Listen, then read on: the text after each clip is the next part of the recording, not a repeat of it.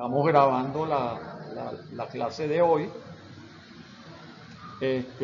Vamos a hablar de un tema muy extenso de debates en cuidados intensivos y en la rama de la ventilación mecánica, que es el tema llamado descontinuación de la ventilación mecánica. Lo primero que tenemos que hacer es definir el tema.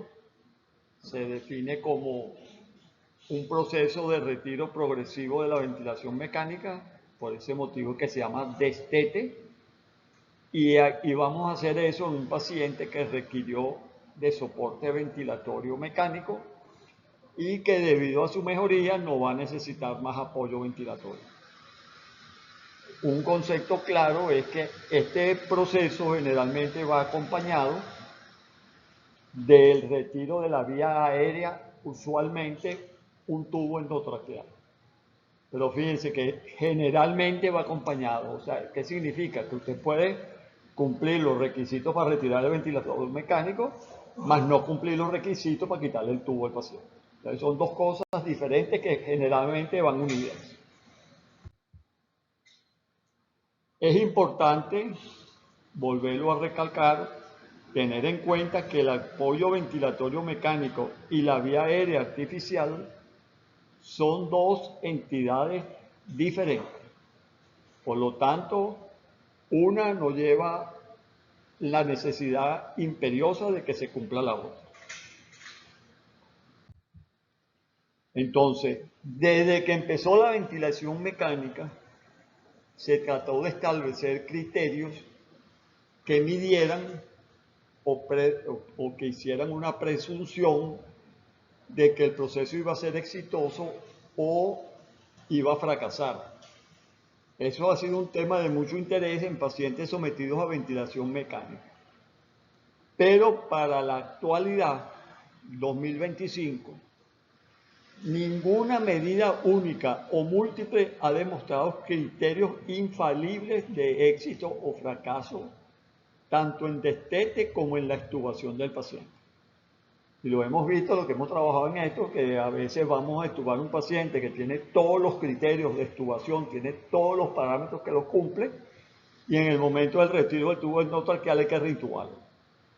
¿Qué pasó? Bueno, hay variables a veces que no se miden. Tantas variables que a lo mejor se nos pasó por alto un detalle, y ese detalle lo terminó pagando el paciente con la necesidad de reintubarlo. Entonces, para que quede claro, ninguna de las pruebas que vamos a mencionar más adelante es una prueba que uno puede decir, si cumple esto, el paciente se le quita el ventilador. Todavía esa prueba no existe.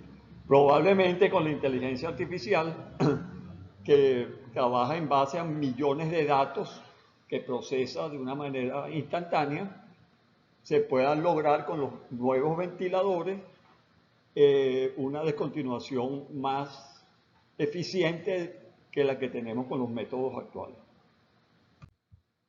La fase de la descontinuación de la ventilación mecánica la vemos aquí más o menos resumida.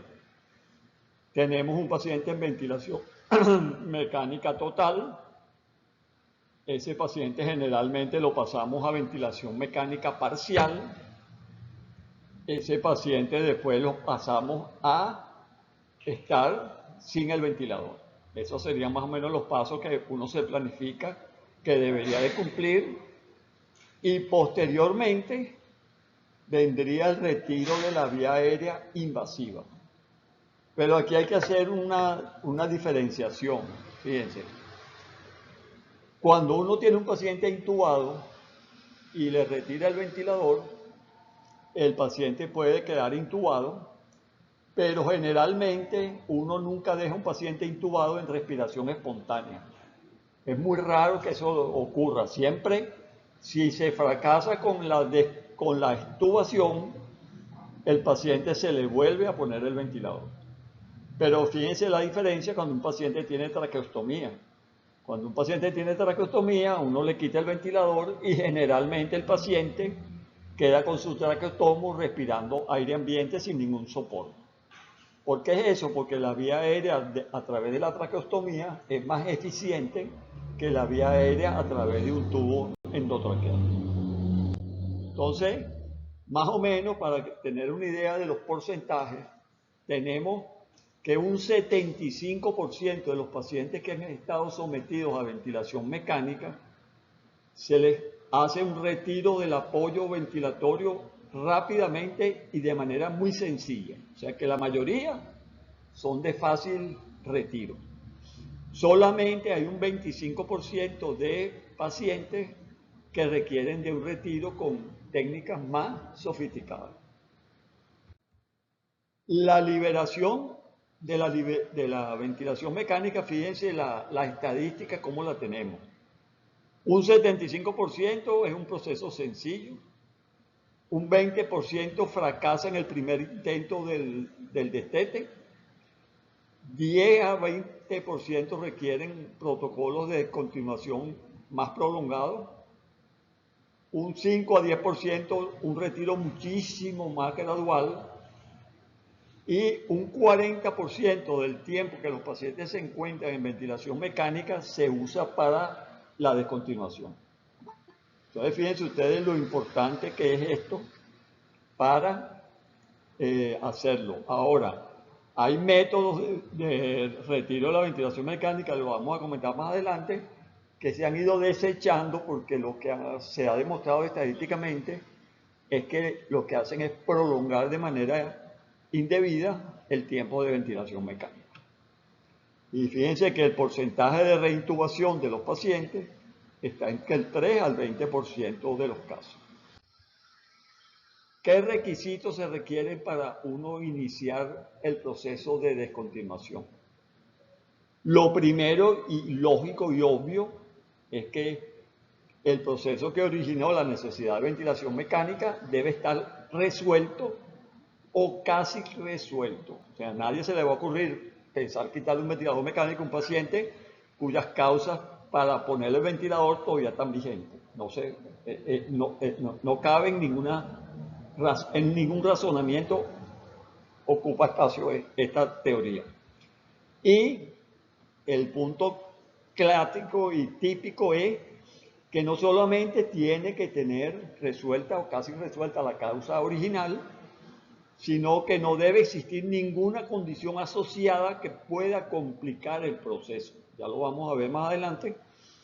Hay situaciones que hay que mantener dentro de la normalidad, no solamente tener casi resuelto el problema originario, sino que hay una serie de requisitos que hay que cumplir para que el paciente uno pueda decir que lo más probable es que se le pueda quitar el ventilador.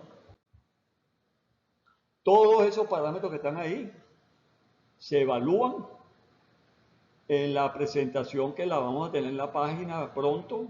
Esta lista la van a poder sacar en limpio, es una lista larga.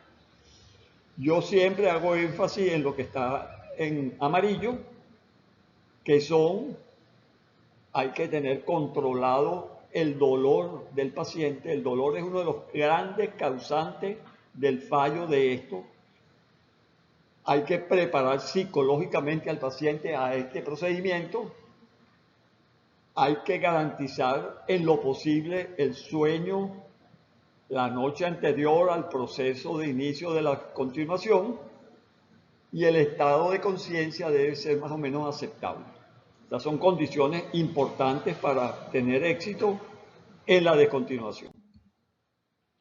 Ahora, ¿qué pruebas hacemos nosotros para pensar en las posibilidades de éxito que tenemos de descontinuar la ventilación mecánica?